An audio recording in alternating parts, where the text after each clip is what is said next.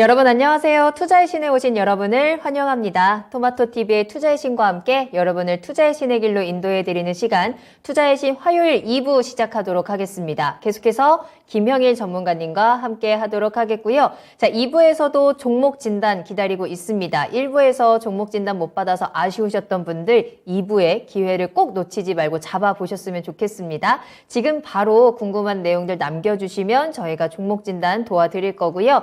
유튜브와 전화 열려 있습니다. 유튜브에 토마토 증권통 검색하고 들어오셔서 실시간 채팅창에 글 남겨주시면 되는데요. 종목명, 매수가, 비중 남겨주시고 또 구체적으로 어떤 내용들이 궁금하신지 함께 남겨주시면 그에 맞춰서 조금 더 꼼꼼하게 분석 도와드리도록 할 거고요. 그리고 전화 상담은 02-325-8200번, 325-8200번으로 문의 전화 주시면 되겠습니다. 오늘도 여러분들의 전화를 기다리면서 2부도 시작해 보도록 할게요. 자, 그리고 매수 문의도 얼마든지 환영이라는 점 잊지 마시고 궁금한 내용들 모두 올려주시길 바라겠습니다.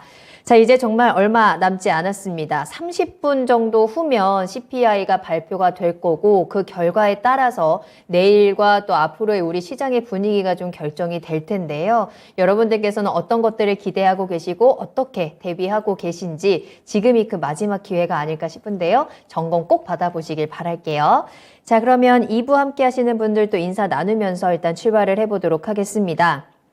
자, 벙벙님께서 2부 드디어 올 것이 오는구나 라는 댓글 남겨주셨는데 자, 우리 다 같이 실시간으로 확인하면서 그에 대한 반응도 체크하도록 하겠습니다. 자, 그리고 김반장님 잘 오셨네요. 날씨가 찹습니다 라는 댓글 남겨주셨는데 오늘 추워도 정말 너무 춥더라고요. 내일은 더 춥다고 하니까 이제는 정말 찐 겨울이 찾아왔으니까 여러분들 건강 조심하셔야 됩니다.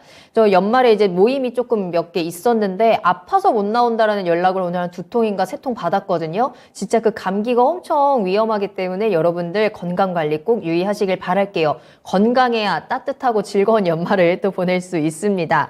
철학권 챔피언님께서도 2부 스타트 하면서 인사 나눠주셨고요. 한혜경님도 반갑습니다. 뚠뚠이님과 또 레제비츠님도 계속해서 함께 해주고 계시는 거 확인이 되고 있네요. 자, 그러면 2부의 종목 진단 바로 출발하도록 하겠습니다. 반올림 100%님께서 올려주신 종목으로 볼 거고요. 유비벨록스 매수 문의 주셨네요. 지금 모아가도 될까요? 라는 질문까지 함께 남겨주셨습니다. 일단 유비벨록스 차트 모습 보면서 일단 주가 한번 확인을 해보자면 오늘은 1%대 빠졌습니다. 13,700원에 거래를 마쳤고요. 이 종목도 작년 한 해 동안은 정말 분위기 좋게 많이 올라왔었던 종목이죠. 3배 넘게 급등을 했었다가 올해 들어서는 조금 주춤주춤하면서 내려오고 있습니다. 반올림 100%님께서는 이 종목을 조금씩 모아가보자 라는 생각을 하고 계시는데 모아갈 만한 매력이 좀 있는 종목일지 어떻게 보세요? 유비벨록스는 뭐 스마트 카드, 그 다음에 스마트 모바일 사업, 블랙박스 등등의 이제 사업을 영위를 합니다. 그러면서 우리 다 알고 있는 아이나비를 이제 자회사로 두고 있고, 최근에 자율주행 관련해서 움직였었던 팅크웨어도 자회사로 두고 있는 기업입니다. 그만큼 이제 이 어느 정도 차량용 인포테인먼트 관련해서 모멘텀을 또 보유를 하고 있다라고 이제 봐야 될 것 같고, 최근에 유비벨록스가 가장 크게 움직였었던 모멘텀은 이심이라고 이제 생각을 해주시면 될 것 같아요. 우리가 기존에 쓰던 유심이 있었잖아요. 이제 유심 칩에서 최근에 애플이 아이폰 14 모델에 이심을 적용을 할 것이다 라고 이제 이야기를 했습니다. 그러면서 이제 세계적으로 유심에서 이심으로 점차적으로 추세가 바뀌어 나갈 것이다. 이심이 무엇이냐? 스마트폰에 이제 내장된 칩에 가입자 정보를 내려받는 형태다라고 생각을 해주시면 좋을 것 같고, 유심이 이제 우리가 새롭게 핸드폰을 사면은 이제 이 새롭게 구매한 핸드폰에다가 유심 옮기면서 좀 번거로웠잖아요. 이제 바늘 갖다가 이제 맞아요. 뽑아가지고 네. 뽑아서 좀 힘들게 옮겼어야 되는데 이제 그렇게 진행 안 하고 그냥 이제 유심 교체 없이 그냥 이 정보만 내려받아서 이용할 수 있는 이심이라는 새롭게 이심 시대가 좀 열린다라고 생각을 해주시면 될 것 같아요. 그러면서 유미벨록스가 스마트 카드 사업을 영위를 하기 때문에 이 부분에 대해서 이제 모멘텀이 있고, 앞으로 저는 이 이심은 마찬가지로 필연적으로 좀 성장을 할 수가 있기 때문에 어느 정도 미래성이 분명히 좀 있는 그런 사업이다라고는 생각이 됩니다. 다만 중요한 부분은 무엇이냐라고 했을 때 유비벨록스가 최근에 시장에서 소외가 되어 있습니다. 소외가 되어 있다라는 무엇이냐? 오늘 거래량을 보게 되면 거래 대금이 약 2억 2,500만 원이었습니다. 일단 대금이 상당히 좀 적은 수준으로 들어왔다라고 봐야 될 것 같고, 그 다음에 최근에 수급 흐름을 어느 정도 본다라고 했을 때 그 2심에 관련된 이야기가 나왔던 구간이 약 요 정도 구간이거든요. 대략 한 9월 정도 구간이니까 요때가 될 것 같네요. 요때부터 해가지고 이제 2심 관련된 이야기가 나왔었는데, 이야기가 나온다라고 하더라도 수급을 좀 밀고 들어가는 그런 흐름 없이 계속 윗꼬리를 그리는 모습을 확인을 할 수가 있습니다. 종목 자체의 특성이 상당히 윗꼬리를 자주 그린다라고 이제 확인을 할 수가 있을 것 같은데, 결국에는 이전 매물대 구간이 좀 상당히 두터운 종목이거든요. 이전 매물대가 상당히 두텁기 때문에 이 구간을 바로 뚫어주지 못하고 호재가 나온다라고 하더라도 계속적으로 윗꼬리를 강하게 그리는 모습을 확인을 할 수가 있습니다. 이 구간에만 윗꼬리를 바로 눈에 보이는 것만 한 7번 정도 이제 그리는 모습을 확인을 할 수가 있죠. 수급을 쭉쭉 밀어주는 종목보다는 그날 당일에 이슈 나오고 상승 나왔다가 바로 차익 실현 시켜버리는 그런 특성을 갖고 있는 종목이다 생각을 해주시면 좋을 것 같습니다.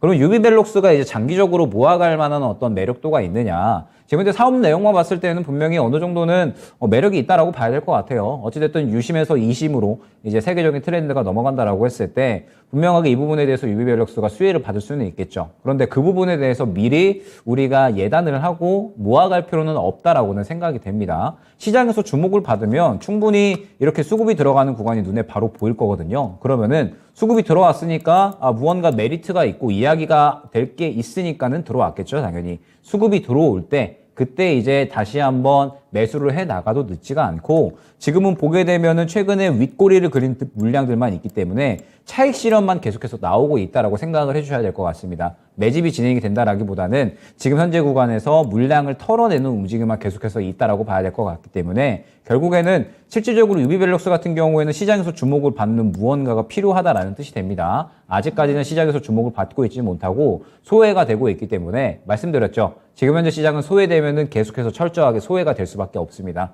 수급이 들어올 때 쳐다보면 지금 제약주들 수급이 들어오면서 지금 이틀 연속, 3일 연속 엄청나게 상승 나오고 있죠. 수급 들어올 때 봐도 늦지 않다라는 뜻이 됩니다. 때문에 유비벨록스는 어떤 미래 사업에 대한 성장 전망도는 충분히 밝다라고 볼 수는 있겠지만, 그 시장에서 전망도를 주목하는 데에 있어서, 성장치를 주목하는 데에 있어서는 미리 이제 그 기간을 예상할 수는 없으니까 유비벨록스는 이러한 종목이구나, 이제 이러한 부분에 대해서 어느 정도 모멘텀을 보유를 하고 있구나 정도로만 참고를 하고, 향후에 이제 시장에서 주목을 받을 때 그때 이제 접근을 한번 노려볼 수 있도록 하고요. 지금은 시장에서 소외가 되는 흐름이다 보니까 그냥 참고 정도만 하는 수준으로 진행을 하시면 좋을 종목으로 안내를 드리도록 하겠습니다.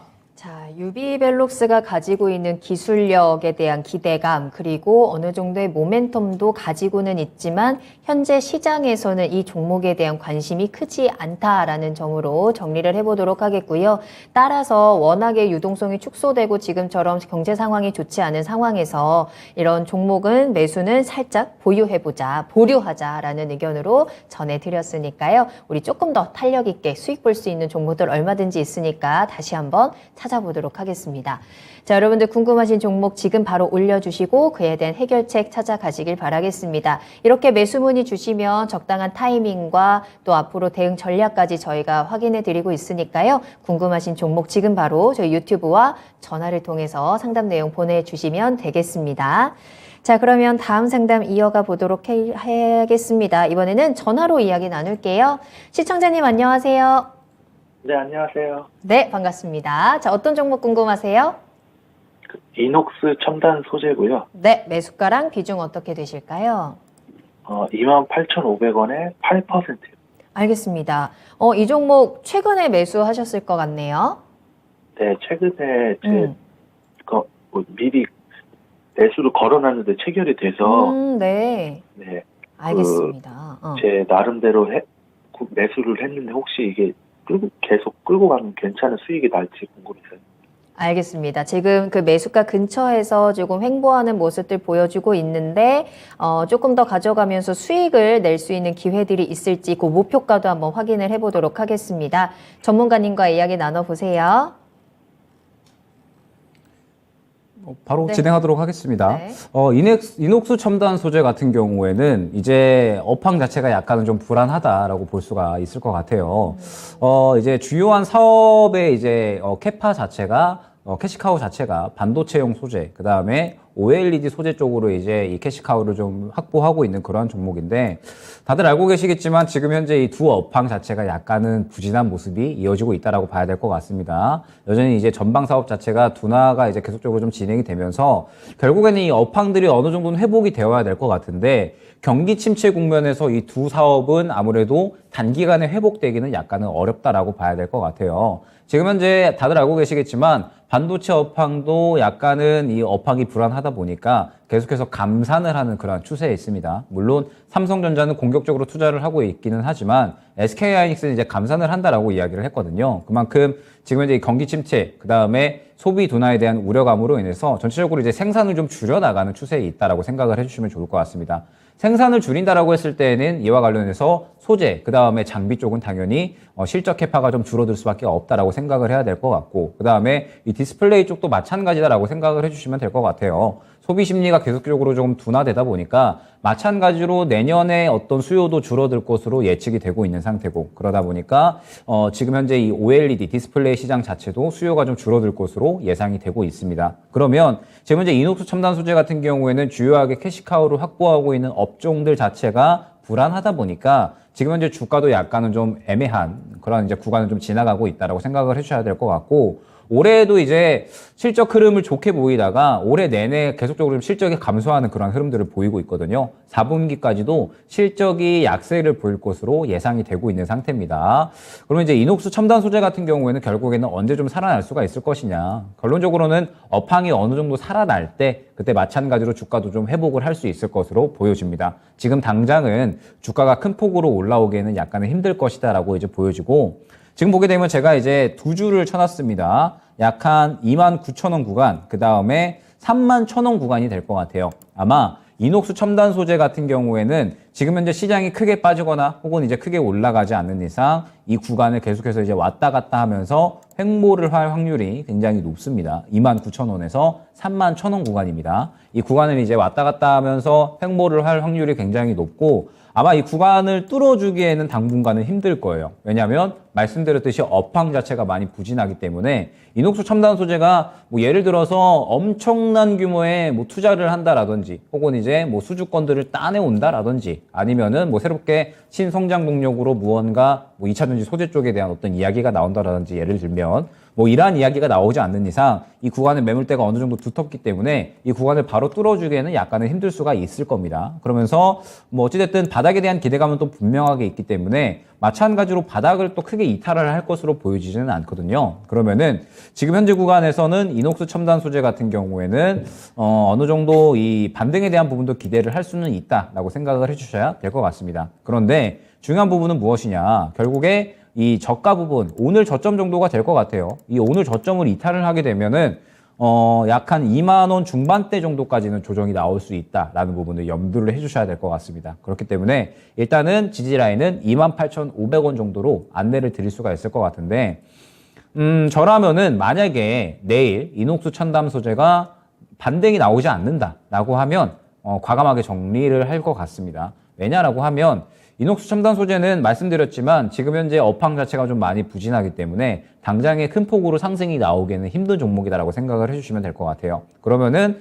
지금 현재 구간에서 지켜주면은 반등이 나온다라고 했을 때는 약 한 31,000원 정도까지는 추가적인 반등이 나올 수는 있지만, 반등이 나오지 않는다라고 하면은 결국에는 이탈을 하면서 이 2만 원 중반대까지는 떨어질 수 있다라는 뜻이 되거든요. 그런데 4분기 실적도 약세를 보일 것으로 어느 정도 예상이 되고 있는 상태라 그러할 가능성은 충분히 있다라고 봐야 될 것 같습니다. 때문에 만약에 내일 좀 반등이 나오지 않고 양봉이 나오지 않으면 저는 과감하게 어찌됐든 지금 현재 구간에서 약수익권이기 때문에 정리하고 말씀드렸듯이 지금 현재 시장에서 주인공이 될 수 있는 종목, 아마 FOMC 지나가고 나면 또 새롭게 여러 가지 섹터들이 떠오를 거거든요. 그러면 이제 그 섹터들을 한번 노려보는 그런 전략이 좋을 것 같고, 만약에 내일 반등이 나온다라고 하면은 말씀드렸듯이 최근에 형성하고 있는 박스권 자체가 31,000원이 고점 부근입니다. 그렇기 때문에 31,000원 근처까지 노리시되 완전히 딱 31,000원까지 노리자라는 전략보다는 그 근처 구간까지 노렸다가 매수가에서 그냥 약수익권 정도 되면은 지금 당장에 큰 상승이 나오기는 어려운 종목이다 보니까 이 종목을 어떤 큰 수익을 노리기보다는 그냥 약수익권 정도에서 정리하고 다른 어떤 주인공이 될 수 있는 종목으로 한번 교체를 노려보자 안내드리도록 하겠습니다. 네. 자, 시청자님 이 종목 내일 분위기 보고 한번 매도 타이밍 잡아보셔야 될 것 같네요. 추가적으로 궁금한 부분 있으실까요? 아니, 감사합니다. 정말 상세하게 설명해 주셔가지고. 네. 내일 도움이 잘 되셨으면 진행해보겠습니다. 다행이고요. 또 궁금한 거 있으실 때 언제든지 전화 주시기 바랍니다. 네, 감사합니다. 네, 오늘 감사합니다. 자, 이녹스 첨단 소재 진단 도와드렸고요. 여러분들 계속해서 전화 활짝 열려 있으니까요. 지금 바로 전화 주시면 되겠습니다. 02-325-8200번, 325-8200번으로 문의 전화 주시고 김영일 전문가님과 직접 이야기 나누시면 되겠고요. 또 유튜브를 통해서도 궁금하신 종목명, 매수가 비중 남겨주시길 바라겠습니다. 1부하고 2부는 지금 채팅창 분위기가 또 많이 달라졌습니다. 2부에서는 약간 한숨에 대한 이야기, 한숨 쉬시는 분들이 굉장히 많아지셨는데 또 CPI 발표를 앞두고 여러 가지 또 불안감과 함께 내일 계좌는 도대체 왜 이 모양인가 지금 다들 힘들어 하시는 것 같아요. 자, 여러분들의 한숨이 너무 길어지지 않도록 또 빨리 탈출하고 또 빨리 회복할 수 있는 방법들 저희와 함께 찾아보도록 하겠습니다. 이렇게 쉽지 않은 시장일수록 또 전문가 이야기 함께 들어보면서 또 같이 가질 수 있는 사람들이 필요할 것 같거든요. 지금 투자의 신에 여러분들의 궁금증 보내주시고 저희가 그 손 꼭 잡고 갈 수 있는 방향을 찾아드릴 테니까요. 지금 바로 종목명 매수가 비중 남겨주시면 되겠습니다. 자, 그러면 다음 상담 계속해서 이어갈게요. 신강금님께서 올려주신 삼천당제약 한번 살펴보겠습니다. 매수가는 43,000원이고요. 비중 20% 가지고 계시네요. 어떻게 해야 될까요? 목표가 알고 싶어요. 라면서 올려주셨는데요. 자, 이 종목 워낙에 또 최근에 제약주들의 분위기가 좋다 보니까 다만 오늘은 갑자기 또 많이 빠졌습니다. 5만 원 뚫고 올라가나 싶더니 바로 또 차익 실현 강하게 나오는 모습이었을까요? 45,650원으로 좀 하락하면서 거래를 마쳤는데요. 삼천단제약의 대응 전략을 한번 체크해 보겠습니다. 전문가님 어떤가요? 네, 최근에 삼천당제약이 워낙에 이제 기본적으로 실적 자체는 안정적으로 나오는 기업이면서 동시에 이 아일리아에 대해서 유럽 판권 계약을 따냈다라는 이야기가 굉장히 좀 주요하게 작용을 했다라고 보시면 될 것 같습니다. 아일리아는 이제 작년에 전 세계에서 약 한 11조에서 12조 정도의 매출이 발생한 굉장히 글로벌한 의약품이다라고 보시면 좋을 것 같고 이제 항방변성 이제 치료제인데 지금 현재 이 아일리아 같은 경우에는 워낙에 이제 이 글록버스터 그 기업 제품이기 때문에 워낙에 이제 좀 상대적으로 경쟁이 치열해요. 그만큼 이제 이 바이러 시밀러 제품 쪽에서는 이 아일리아의 복제 의약품에 대해서 상당히 좀 경쟁이 치열하다라고 봐야 될 것 같은데 뭐 이 부분에 대해서 삼천단제약이 이제 본계약을 좀 따낼 수 있을 것이다라는 그런 기대가 이제 계속적으로 좀 작용이 된다라고 볼 수가 있을 것 같고 이제 향후 10년 동안에 유럽 국가들에서 발생되는 매출의 50%는 삼천단제약에 이제 새롭게 실적에 반영이 되기 때문에 이 부분이 또 상당히 주요하게 어느 정도 반영이 된 것 같습니다. 그러면은 삼천단제약은 어떻게 좀 상승이 나오는 것이냐? 최근에 이 아일리아 판권 계약이라는 어떤 좋은 호재에 따라서 상승이 나왔지만 지금 현재 구간은 추가적으로 상승이 나오느냐 아니면 차익 실현이 나오느냐에 대한 중요한 이제 이 기로에 놓여져 있다라고 봐야 될 것 같습니다. 그러면은 역시나 지금 현재 구간은 이 대응이 좀 중요한 구간이다라고 봐야 될 것 같아요. 자, 그러면은 보게 됐을 때 장기적으로 보게 되면 삼천단제약은 약 5만 원 정도 구간이 굉장히 좀 주요한 매물대로 이제 작용을 하는 걸 확인을 할 수가 있습니다. 이전에 이 5만 원에 굉장히 좀 주요한 매물이 모여 있는 모습을 확인을 할 수가 있는데 삼천당제약이 최근에 상승이 잘 나오는 듯 하다가 오늘 5만 원 돌파 시도를 해주고 이제 어느 정도 이 윗꼬리를 그리는 모습을 보여줬습니다. 그런데 여기서 중요한 부분이 무엇이냐? 삼천단제약이 오늘 추가적으로 좀 밀고 올렸으면 괜찮은데 차익 실현하는 모습이 나왔다는 부분이 중요할 것 같아요. 그러면은 이 5만 원 윗구간의 매물이 워낙에 좀 두텁기 때문에 어느 정도 돌파 시도를 하기는 해줬지만 이 매물대의 부담을 느끼면서 그대로 차익 실현이 나왔다라는 뜻이 되거든요. 그러면은 여기에서 중요한 부분은 무엇이냐? 결론적으로 이 현재 구간을 지켜주는 모습이 좀 굉장히 중요하다라고 봐야 될 것 같고 약간 지켜주는 구간이 어제 저점 정도로만 좀 생각을 해주시면 좋을 것 같습니다. 어제 저점이 약간 45,450원이니까 약간 45,000원 정도로 이제 확인을 해주시면 좋을 것 같아요. 45,000원보다는 44,000원이 괜찮겠네요. 44,000원 정도 구간을 이제 지지 라인으로 좀 확인을 해주시는 게 좋을 것 같고, 지금은 3,000당 제약이 말씀드렸듯이 추가적으로 상승이 나오느냐 아니면 이대로 차익 실현이 나오느냐에 굉장히 기로에 놓여져 있는 구간이다 생각을 해주시면 좋을 것 같습니다. 그런데 오늘의 흐름을 봤을 때 5만 원의 매물대를 뚫어주지 못하고 차익 실현이 나오는 흐름이 나타났거든요. 그 말은 무엇이냐? 이 5만 원에 굉장히 좀 매물대가 두텁기 때문에 차익 실현에 대한 어떤 이 의도가 지금 현재는 어느 정도 있다라고 봐야 될 것 같고, 만약에 내일 추가적으로 차익 실현이 나오면서 이 지지 라인 구간이죠. 44,000 구간을 이탈을 한다라고 했을 때에는 상당히 눌림폭이 좀 크게 나올 수 있다라는 점을 염두를 해주셔야 될 것 같습니다. 그렇기 때문에 확실하게 수익을 확정 지을 수 있는 구간은 잡고 가주시는 게 좋을 것 같고, 지금 보게 되면 오늘 또 이 5일선과 이 11일선을 한 번에 좀 이탈하는 흐름이 나왔거든요. 그렇기 때문에 만약에 내일 추가적으로 음봉이 나온다라고 했을 때에는 지금 현재 구간에서 정리를 할 만한 이 구간은 좀 염두를 하고 가셔야 된다라고 이제 생각을 해주셔야 될 것 같습니다. 단가가 어느 정도 한 3만 원 후반대였거나 혹은 이제 4만 원 초반대였으면은 저는 조금 더 이제 한 4만 4천 원 정도는 충분히 좀 지켜보실 수 있다라고 생각이 되는데, 만약에 내일 오늘 저가를 이탈하면서 바로 음봉이 나온다라고 하면 바로 정리를 하시는 것도 나쁘지는 않을 것 같아요. 말씀드렸듯이 오늘 좀 이 수급을 좀 지켜줬으면 괜찮았는데, 수급을 좀 지켜주지 않고 그대로 차익 실현을 순전히 다 해내는 그런 흐름이 나왔거든요. 최근에 이제 과열 걸렸다가 풀리면서 이제 오늘 상승이 나온 듯 했지만 완전히 차익 실현을 해내는 물량만 있었기 때문에 지금 현재 구간에서 만약에 내일 추가적으로 음봉이 나온다라고 하면 어찌됐든 지금 수익권이 그렇게 나쁘지는 않으시잖아요. 그렇기 때문에 만약에 추가적으로 내일 오늘 저점 이탈하면서 음봉이 나온다라고 하면 바로 정리하고 다른 종목으로 교체하는 쪽, 이제 순환매를 노리는 전략도 나쁘지 않을 것 같고, 나는 3,000단 자약을 조금 더 이제 보고 싶다라고 하신다면은 말씀드렸듯이 44,000원 구간이 지지 라인입니다. 요 구간까지만 지켜보시기를 추천을 드리고, 요 구간 이탈 시에는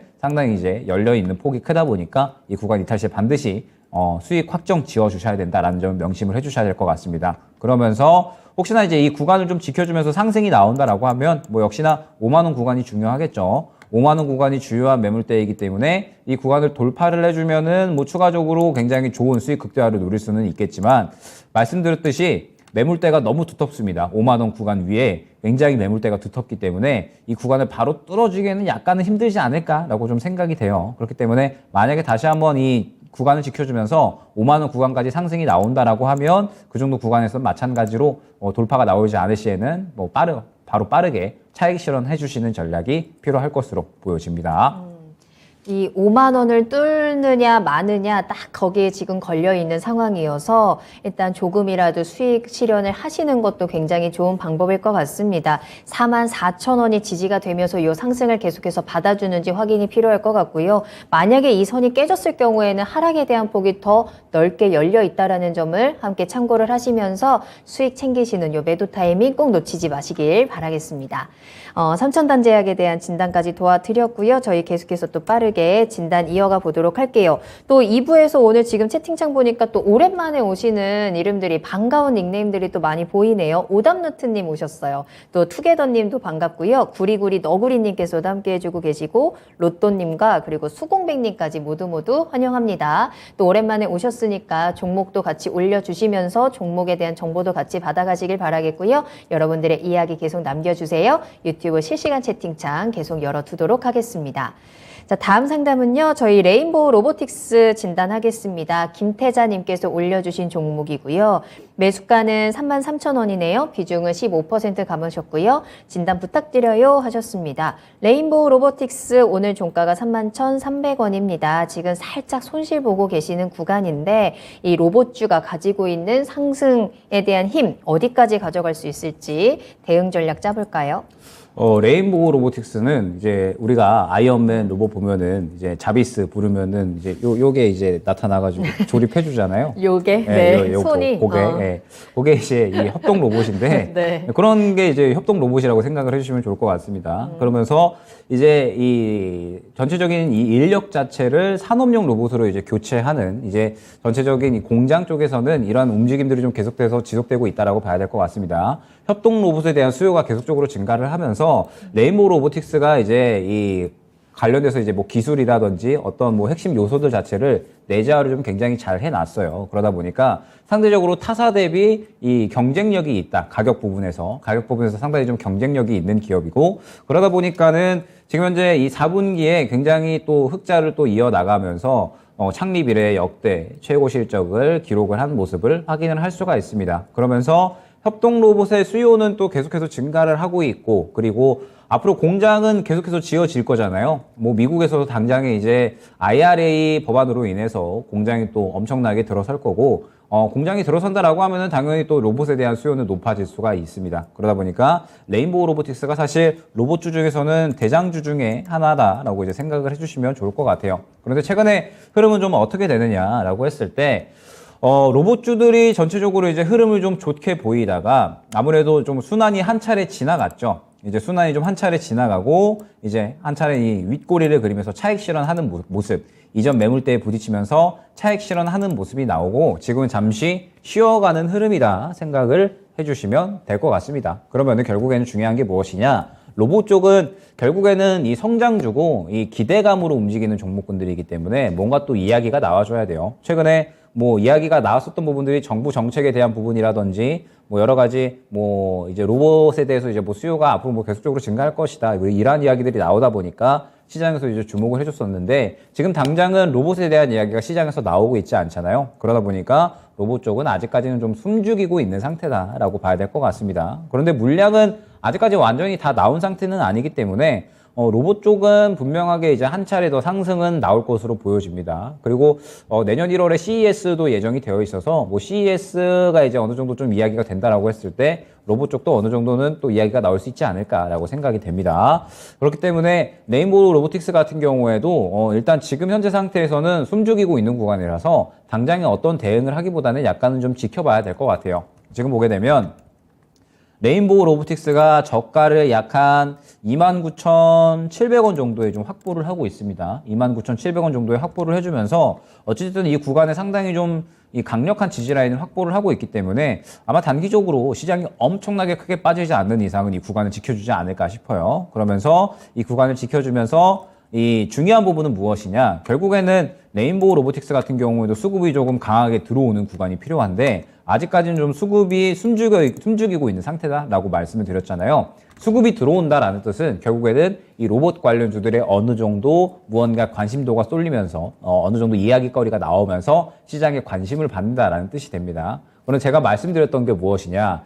이번 FOMC 결과까지 발표되고 나서 전체적으로 이제 시장에서 이 순환매가 좀 굉장히 빠르게 나올 것이다라고 말씀을 드렸죠. 개별 종목 장세가 더더욱 이제 심화될 것이기 때문에 이러한 개별 종목 장세가 심화가 된다라고 했을 때에는 또 여러 가지 섹터군들이 강하게 상승이 나올 수가 있습니다. 때문에 로봇주들은 지금 현재 보유하고 계시는 분들은 정리하는 것보다는 조금 더 여유롭게 보는 관점이 좀 필요할 것 같고 33,000원 부근이시면은 약간 이전 매물대 고점 대비 중간 정도가 되거든요. 그러면은 충분히 뭐 수익권으로는 빠져나올 수 있는 구간이다라고 말씀을 드릴 수가 있을 것 같고 1차 목표가로 한번 설정을 해주시면 좋을 것 같아요. 지금 보게 되면 매물대 고점이 약 한 35,000원 정도 구간으로 이제 확인이 되는데 35,000원 구간까지 바로 달린다라기보다는 한 33,000원에서 4,000원 구간을 한번 소화해주고 그 다음에 추가적으로 35,000원까지 올라가는 그런 흐름이 필요하거든요. 그렇기 때문에 결론적으로 이제 말씀을 드리면 레인보우 로보틱스는 지금 현재 시장에서 어떤 이야기거리가 될 만한 것들이 필요하다라는 점. 그러면서 수급이 들어오는 게 일단 중요합니다. 수급이 들어오게 되면은 1차 목표가는 단기 매물대인 33,000원 구간, 매수가 근처 구간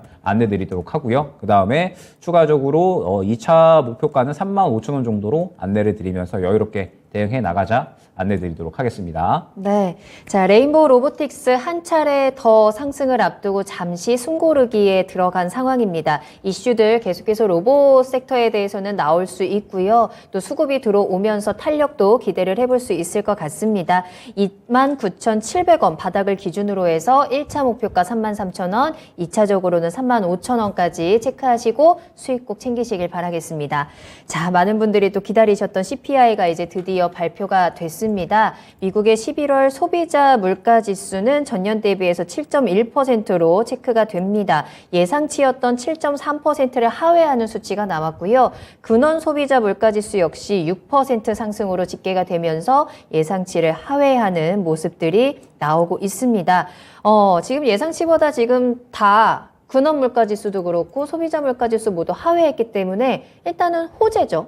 호재라고 봐야겠죠. 호재라고 그쵸? 봐야 될 것 같고 아마 내일 시장에 단기적으로 반응은 분명하게 나와 줄 거고 이제 중요한 거는 이 파월이 어떻게 발언을 하느냐인데 사실 이제 이 CPI가 예상치가 7.3%였잖아요. 네네. 그런데 뭐 엄청나게 큰 폭으로 하회를 한 건 아니지만 어찌됐든 2번 연속 인플레에 대한 우려감을 좀 어느 정도 완화시킬 수 있는 이러한 흐름들이 나왔다는 게 중요할 것 같고 결국 이제 인플레가 이제 어느 정도 완화가 된다라고 했을 때에는 지금 현재 이 연준 내에서 긴축 기조에 대한 이야기들 그러니까 긴축 속도를 조절해야 된다라는 이야기가 최근에 좀 많이 나왔거든요. 왜냐하면은 최근에 가파르게 금리 인상을 하다 보니까 이따가 좀 이야기할까요 그냥 미니간에 맞아요. 요거 저희 내용을 이따 좀 뒤에 준비를 할 얘기가 했으니까 많은데. 이따가 이야기를 한번 하도록 하시죠. 네. 갑자기 네. 딱 뭐가 오셨나 보다. 뭔가 딱 와가지고 일단 그냥 한 번에 다 얘기하도록 하겠습니다. 알겠습니다. 저희 잠시 후에 미니 강의 기다리고 있습니다. 이 미니 강의 시간을 통해서 지금 방금 발표된 이 CPI에 대한 분석과 함께 또 그래서 우리 시장 앞으로 분위기 어떻게 될 것인지 파월은 과연 이와 관련해서 어떤 입장을 내놓을지 한번 다 같이 분석하면서 예상해 볼 테니까요. 끝까지 함께 해주시길 바라겠고요. 일단은 예상치를 하회하는 수치가 나오면서 미 선물 시장도 좀 환영하는 분위기들이 바로바로 지금 연출이 되고 있는 상황이네요. 조금씩 이 상승폭을 키워 나가고 있습니다. 내일장 우리 좀 기대를 해봐도 괜찮을지 내일뿐만 아니라 이제 CPI가 이렇게 잘 나오면서 산타가 조금 더 빨리 찾아와 줄지 우리 어떻게 준비하면 좋을까요? 자, 잠시 후 미니 강의 좀 기다려 주시면서 종목에 조금 더 집중하는 시간 이어가 보도록 하겠습니다. 여러분들 궁금하신 종목 계속해서 올려주시면 되고요. 종목명 매수가 비중 남겨주시길 바라겠습니다. 자, 그럼 다음 상담 저희 전화로 이야기 나눠봐야 되겠네요. 시청자님 안녕하세요. 네, 네, 안녕하세요. 반갑습니다. 자, 어떤 종목 궁금하신가요? 네, 포스코 ICT요. 네, 매수가랑 비중 어떻게 되세요? 네, 7,050원에 30%. 알겠습니다. 비중이 적지는 않은 상황인데 어떤 게 가장 궁금하세요? 네, 제가 12월 5일 날 매수했는데, 네. 8,000원 정도 간다고 그래서 지금 기다리고 있는데 영 안 올라가네요. 8,000원이요? 네. 알겠습니다. 그 목표가 한번 다시 체크를 해봐야 될 것 같네요. 수익 볼 수 있는 네. 기회들 잡아봅니다. 전문가님과 이야기 나눠보세요. 네. 네, 최근에 이 포스코 그룹주들은 아무래도 좀 상승이 나왔었던 부분에 이제 명확했었죠. 이유가 노동조합에 대한 이 탈퇴 이야기가 나오면서 포스코 그룹주들이 일제히 상승이 나왔습니다. 그러면서 포스코 스틸리온 같은 경우에는 엄청나게 상승이 좀 크게 나왔었죠. 포스코 스틸리온은 이제 잠깐 보면 포스코 스틸리온 같은 경우에는 거의 이제 2연상에 육박하는 그런 이제 흐름이 나오면서 이제 단기적으로 50%가 넘는 그런 상승이 나왔는데 포스코 ICT는 상대적으로 조금 이제 상승이 크게 나오지는 않았어요.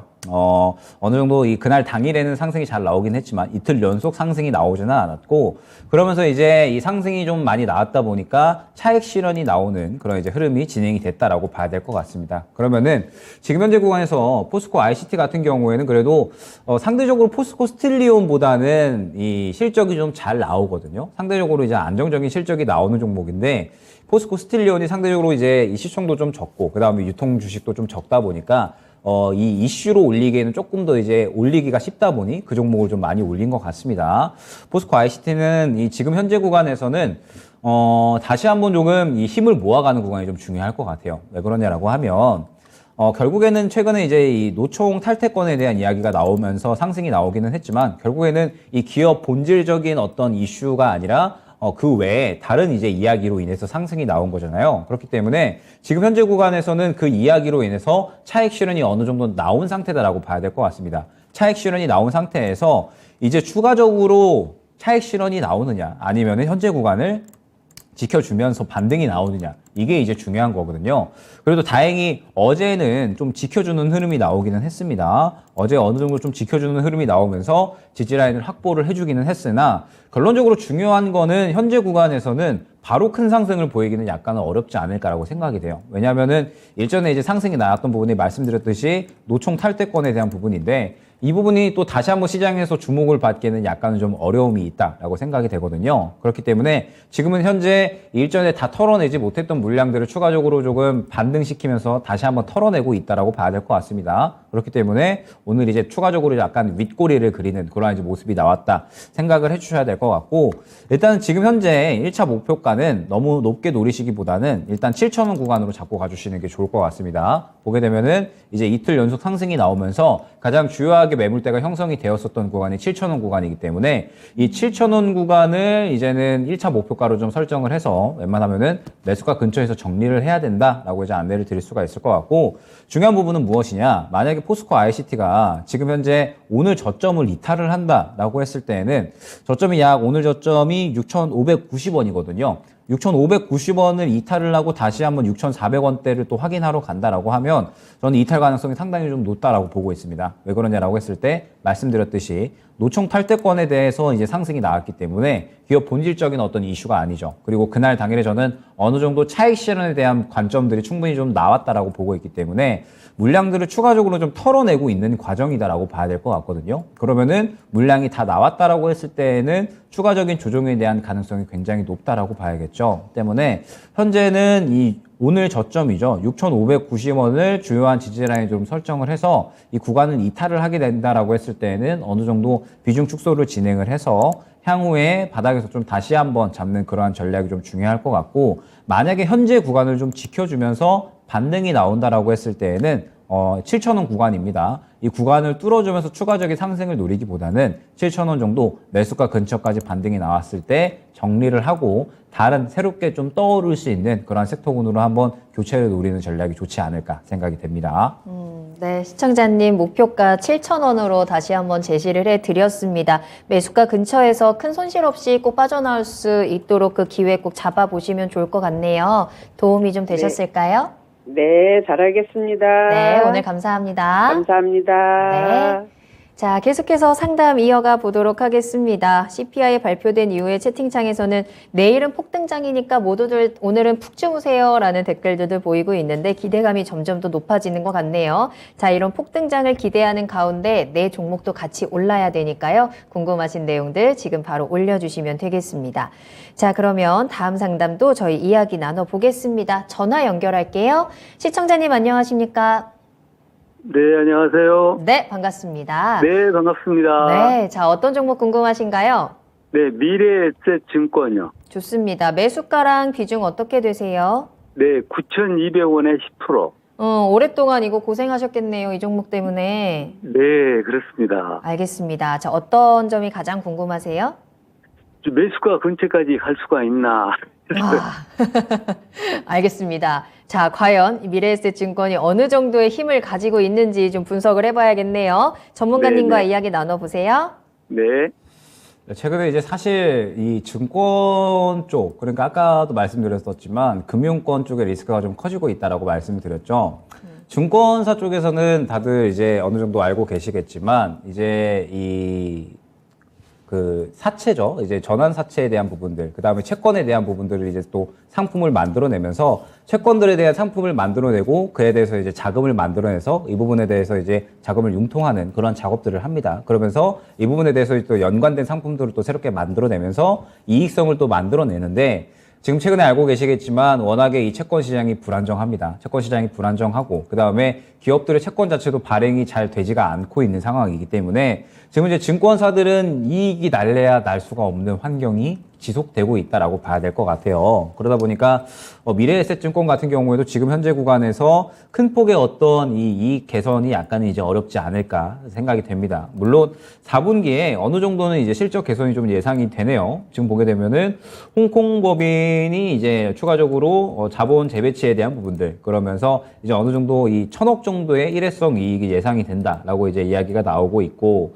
뭐 4분기에 어느 정도 이 개선이 되는 그런 흐름들은 나올 수가 있을 것 같은데, 문제는 무엇이냐라고 했을 때 지금 현재 이 시장 자체가 금융주 쪽에는 워낙에 우호적이지 않다라고 생각을 해주셔야 될 것 같습니다. 그나마 최근에 뭐 KB금융이나 이제 이러한 은행주 쪽은 좀 괜찮았거든요. 그런데 증권 쪽은 실질적으로 이 실적 자체가, 은행 쪽은 지금 당장에 이 실적이 좀 좋게 나오고 있거든요. 그런데 증권사 쪽들은 실적 자체가 이제 이 주식의 대금이 많이 줄어들었잖아요. 그러다 보니까는 실적 자체도 좀 양호하게 나올 수 없는 상황에서 채권 시장도 좀 불안해지다 보니까 관련된 파생 상품들에 대해서 판매도 할 수가 없게 되고 이러한 부분들이 이제 여러 가지 이익성에 조금 이 타격을 가했다라고 봐야 될 것 같습니다. 그렇기 때문에 미래에셋증권 같은 경우에도 지금 현재 구간에서 엄청 뭐 단기적으로 크게 상승이 나오기보다는 아무래도 이 현재 구간 박스권을 좀 이어나가지 않을까라고 생각이 됩니다. 그러면서 어찌됐든 지금 현재 이 경기 침체 우려감이 또 마찬가지로 풀리면서 시장에 좀 유동성이 돌아줘야지 미래에셋증권 같은 이러한 종목들도 좀 상승이 나올 수 있다라고 봐야 될 것 같고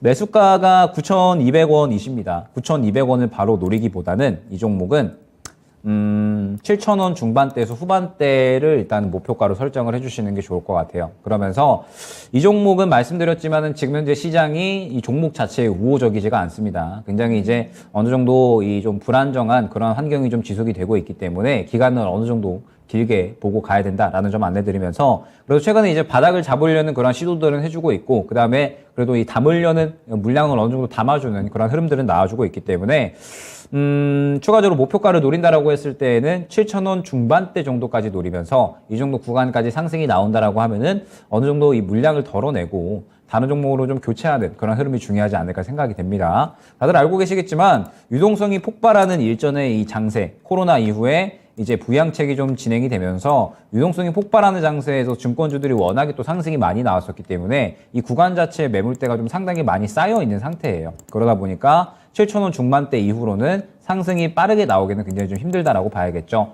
어느 정도 좀 장기적인 시각으로 7,000원 중반대까지만 노리면서 이 구간에서 한 차례 정리하는 그런 전략을 좀 갖고 가시면 좋을 것 같고 그러면서 지금 현재 구간에서 이 미래에셋증권 같은 경우에는 어떤 대응을 진행을 한다라기보다는 지금 이 시장에서 조금 주목받을 수 있는 종목들 많이 말씀드렸죠. 여러 가지 종목들이 좀 있을 수 있으니까 당분간은 그러한 종목들에 좀 집중을 해서 어느 정도 좀 수익을 만회할 수 있는 그런 해칭 전략을 진행을 하고 미래에셋증권 같은 경우에는 그래도 바닥을 잡으려는 시도는 해주고 있고 그 다음에 4분기에 어느 정도 실적 개선은 기대가 되고 있으니까 일단 바닥 구간에서 다음 매물 구간인 7,000원 중반대까지 1차 목표가로 노리고 진행을 한번 해보도록 하자 안내드리도록 하겠습니다. 네, 자 시청자님 7,000원 중후반대를 목표가로 제시를 해드렸습니다. 조금은 아쉽겠지만 매도하고 나오시고 다른 종목으로 조금 더 수익을 채워보시면 좋을 것 같네요. 도움이 좀 네. 되셨을까요? 네, 잘 알겠습니다. 네, 오늘 전화 주셔서 감사하고요. 수익 많이 볼 수 있게 또 저희가 계속 응원할게요. 네, 감사합니다. 네, 감사합니다. 자, 미래에셋 증권까지 진단 도와드렸어요. 벙벙님께서 오늘 종목 상담은 이게 마지막이겠네 라고 하셨는데 맞습니다. 자, 오늘의 종목 진단 여기서 마무리를 해보도록 하겠고요. 자, 이제 또 많은 분들이 기다리셨던 미니 강의를 한번 진행해 보도록 하겠습니다. 자, 이제 조금 전에 발표가 됐었죠. CPI가 전년 대비해서 7.1%, 근원 CPI도 6%로 집계가 되면서 예상치를 하회했습니다. 이 CPI가 6월 달에 9.1%까지 올라가면서 정말 충격을 줬었고 그 이후에 계속 그래도 하락하는 모습 보여주면서 이제 11월에는 7.1%까지 내려왔습니다. 점점 조금씩 진정이 되어가는 모습을 보여주고 있는데요. 발표 이후에 지금 미 선물 시장은 말 그대로 지금 폭등하는 모습 보여주고 있어서요. 4% 막 넘게 상승을 하기도 했습니다. 지금은 살짝 또 상승폭이 조금 주춤한 상황이기는 한데 이제 또 잠시 후 본장이 어떻게 될지 또 뚜껑이 열리겠죠. 우리 시장의 내일장도 좀 기대가 되는 가운데 이제 남은 건 파월입니다. 네. 자, 우리가 한번 이 부분을 좀 더 꼼꼼하게 살펴보도록 할게요. 네, 일단 준비해온 내용도 과연 파월 의장은 비둘기적인 자세를 보여줄 것인가, 평화주의자가 될 것인가, 이 부분으로 네. 이제 좀 제목을 정했습니다. 네. 자, 차트를 한번 보도록 하겠습니다. 코스피 차트인데 지금 보게 되면 자, 이 중요한 구간이 바로 이제 확인이 되죠. 코스피 기준으로 2,500선이 될 겁니다. 코스피 기준 2,500선이 될 거고 그 다음에 하단부는 약 2,200에서 2,250 정도로 생각을 해주시면 될 것 같아요. 그러면서 지금 이 구간이 왜 중요하냐라고 했을 때 최근에 이 시장의 상승이 나오는 구간에 우리는 누구나 다 2차 전지가 이 시장을 이끌었다라는 부분을 알 수가 있었습니다. 그래서 최근에 2차 전지 종목들 보게 되면 전체적으로 조정이 많이 나오고 있어요. LG 에너지 솔루션, 삼성 SDI, LG화학, SK 이노베이션 등등 다 마찬가지겠지만 2차 전지 종목들은 전체적으로 차익 실현이 나오고 있는 상태입니다. 그러면은 지금 현재 상태에서 차익 실현이 나오고 있는 구간에서 과연 다음 종목 주도 종목이 될 수 있는 이러한 섹터는 어디가 될 것인가가 중요할 것 같은데 결론적으로 말씀을 드리면 지금 현재 주도 섹터는 당분간은 부재할 것이다 라고 말씀을 드릴 수가 있을 것 같아요.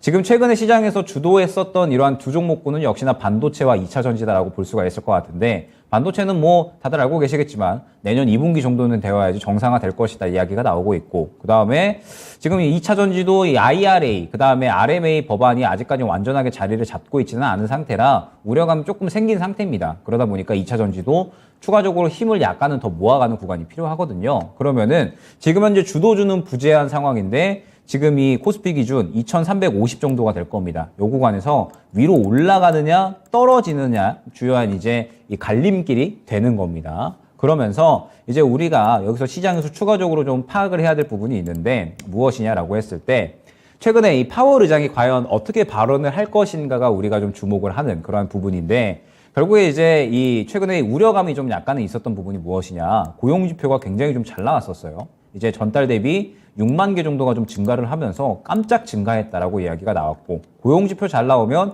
다들 알고 계시겠지만 경기는 강하기 때문에 긴축의 이 명분이 된다라고 말씀을 많이 드렸죠. 때문에 고용시장 괜찮으면은 긴축 더 해도 되나? 금리 속도 조절 물 건너가나? 약간 이제 이러한 우려감이 전체적으로 좀 커지는 시장이 잠시 이제 좀 유지가 됐었습니다.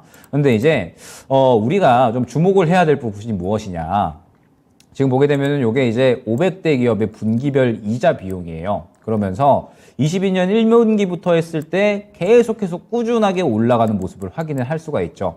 지금 현재 이 기업들의 이자 부담은 이미 한계선까지 도달을 했다라고 봐야 될 것 같고, 만약에 여기에서 파월 의장이 더 가파르게 금리 인상을 한다라고 하면은 기업들의 이자 부담이 더 커지게 되면서 경기 침체를 더욱더 가속화시킬 수 있는 그러한 어떤 촉매제가 될 겁니다. 그런데 다들 알고 계시겠지만 연준이 욕을 엄청나게 먹고 있습니다. 왜 욕을 먹고 있냐? 올해 초에 이 경기 침체에 대한 가능성, 인플레이션에 대한 가능성 아예 없다고 못 박았었던 게 연준이었거든요. 그런데 지금 이 인플레이션이 과도하게 올라가게 되면서 연준이 가파르게 이 스탠스를 바꿔서 금리 인상을 빠르게 진행을 하고 있고, 그러다 보니까 이 금리 인상에 대한 부작용이 지금 시장에 이렇게 나타나고 있는 겁니다. 이자 비용이 엄청나게 증가하면서 기업들의 재무 구조가 망가지고 있고, 그러한 부분들이 이제 경기 침체에 대한 우려감으로 넘어가고 있거든요. 그러다 보니까 연준은 지금 현재 이 상황을 그냥 넘어갈 수는 없다라는 거죠. 기업들의 어떤 부담이 계속해서 커지고 있다 보니까 이 부분을 쉽게 넘어갈 수 없고 충분히 고려해야 될 만한 상황이다라고 이제 생각을 해주시면 될 것 같습니다. 그러면서 우리 국내 기업들도 지금 문제가 많아요. 보게 되면 국내 100대 기업 중에 18곳이 좀비 기업이라는 이러한 말이 나오고 있습니다. SK하이닉스도 4분기에 영업 손실이 날 것으로 예상이 되고 있죠.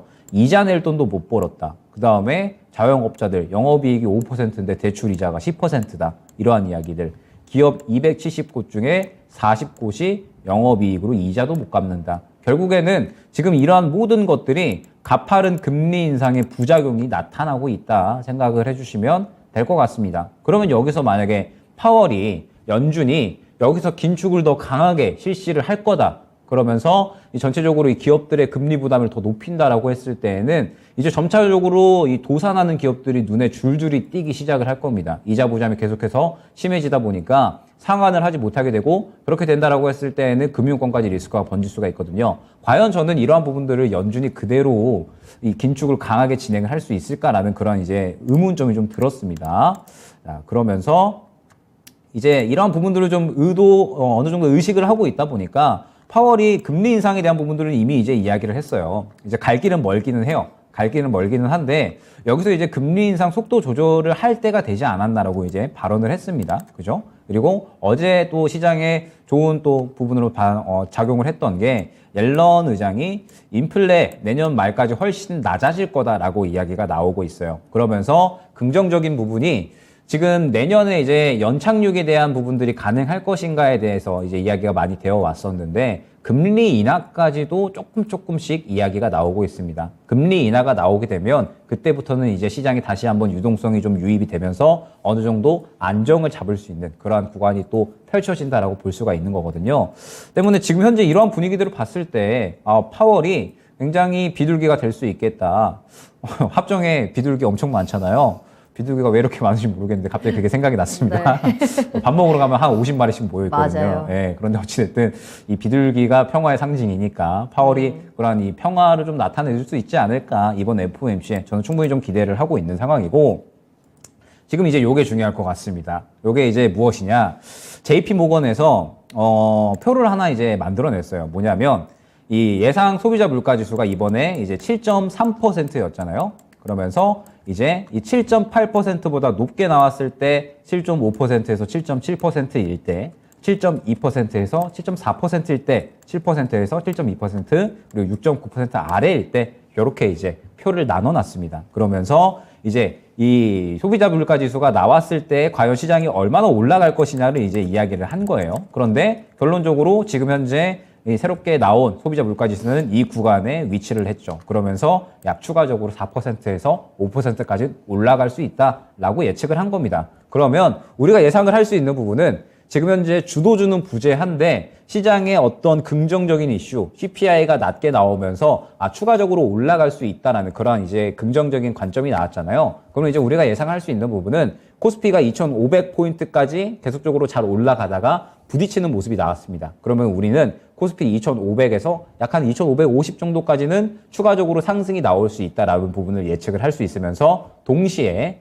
이게 중요한 겁니다. 동시에 주도주는 부재하기 때문에 이번 달에 나왔었던 개별 종목 장세가 더 긍정적으로 나올 수 있다는 부분이 중요할 것 같아요. 긍정적으로 나올 수 있다는 부분은 여태까지 상승이 나오지 않았었던 뭐 아까 로봇도 그렇고요. 그 다음에 뭐 UAM 쪽, 그 다음에 바이오, 헬스케어 등등 해서 앞으로 좀 이 12월 말까지는 새롭게 저는 이 여러 가지 섹터들이 좀 나올 수 있지 않을까 기대를 하고 있거든요. 그러면서 이제 FOMC 결과만이 이제 남겨놓고 있는 상태인데 FOMC 결과도 저는 뭐 그렇게 나쁘지 않게 충분히 이제 이 파월 의장이 여러 가지 긴축 속도 조절에 대한 어떤 힌트들을 좀 많이 던졌기 때문에 이 부분에 대해서도 충분히 좀 발언을 할 것으로는 기대가 되고 있는 상태입니다. 그러면은 저는 12월 말까지 충분히 산타랠리, 연말 산타랠리, 저는 크리스마스에 혼자 있겠지만 연말 산타랠리는 충분히 좀 기대를 할 만하다라는 부분을 안내를 드리면서 제가 이제 여러분들께 강조를 드리고 싶은 부분 말씀드렸지만 시장이 올라간다라고 하더라도 이전과는 약간은 다를 겁니다. 대형주들이 어느 정도 반등이 나오기는 할 텐데 시장을 끌고 가는 움직임은 나오지는 않을 거예요. 결론적으로는 중소형주가 이끄는 12월 말까지의 산타 랠리가 될 거니까 여러분들이 준비를 하셔야 될 부분은 무엇이냐? 결론적으로는 이 산타 랠리 동안에 강하게 움직일 수 있는 중소형주들, 수급이 조금 몰릴 수 있는 어떠한 이야기거리를 갖고 있는 중소형주들을 잘 준비를 해야 됩니다. 그 중소형주들을 준비를 하면서 접근을 한다라고 했을 때에는 12월 말까지 굉장히 좋은 수익의 산타 랠리가 이어질 수 있으니까 그 산타 랠리를 한번 기대를 해보면서 내일 또 FOMC 결과까지 한번 기대해보자 안내드리도록 하겠습니다. 네. 자, CPI가 양호하게 또 좋게 나오는 덕분에 지금 당장의 시장 분위기 굉장히 긍정적입니다. 또 앞으로 지수가 올라갈 수 있는 가능성들도 조금 더 높게 체크가 되고 있고요. 다만 시장의 주도주가 없다라는 부분, 여러분들의 종목들이 이 탄력을 받을 수 있는 종목들을 가지고 계신지는 다시 한번 체크를 해보셔야 될 것 같습니다. 채팅창에 비나이다라고 하시면서 제발 내 종목 올라가라, 다른 거 다 오를 필요 없고 내가 가진 종목들 좀 올라가라 이런 댓글도 보이는데 여러분들이 가지고 있는 종목들은 하나도 빠짐없이 모두 다 내일 시장에서 또 빨간불 켜내면서 특히나 3% 이상의 큰 폭으로 좀 급등하는 모습들 나올 수 있기를 함께 응원해 보도록 하겠습니다. 자, 그럼 오늘 이렇게 김영일 전문가님과 함께 투자의 신 2시간 꽉 채워서 다양한 정보들 전해드렸고요. 이 좋은 기운 계속해서 전해드리면서 저희는 여기서 먼저 인사드리겠습니다. 전문가님 여기서 먼저 보내드릴게요. 오늘 감사합니다. 네, 감사합니다. 네, 오늘 저희가 방송에서 전해드린 내용은 투자 판단에 대한 참고 자료입니다. 투자는 투자자 본인의 책임과 판단에 따라서 이루어져야 한다는 점 다시 한번 유의해 주시기 바랍니다. 오늘 하루도 모두 고생 많으셨고요. 저는 내일 이 시간에 다시 돌아오겠습니다. 시청해 주신 여러분 고맙습니다.